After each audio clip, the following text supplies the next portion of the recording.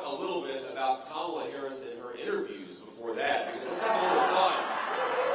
Let's have a little fun before we talk about public policy. I'm telling you, I think that maybe in her heart of hearts, Kamala Harris is actually rooting for me and President Trump in this race.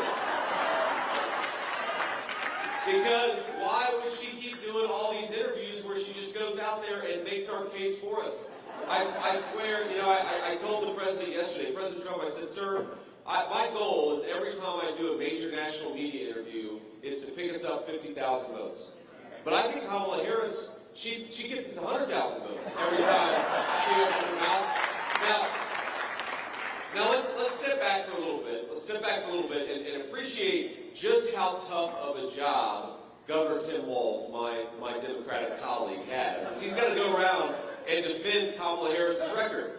And that is, my friends, that is the indefensible. He's got to try to pretend that Kamala Harris didn't raise the price of groceries by 25%, but of course she did. He's got to pretend that she didn't increase housing costs in the state of Nevada by 38%, but of course she did. And he's got to pretend that she didn't open the American southern border, but of course she did. So I kind of feel bad for Tim Walz, if I'm being honest with you. I know maybe I'm the only person in this room who does.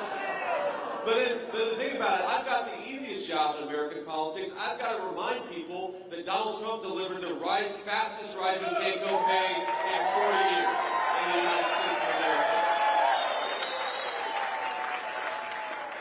I've got to remind people that when Donald Trump was president, inflation was 1.5%, the lowest it's been in a generation in the United States of America.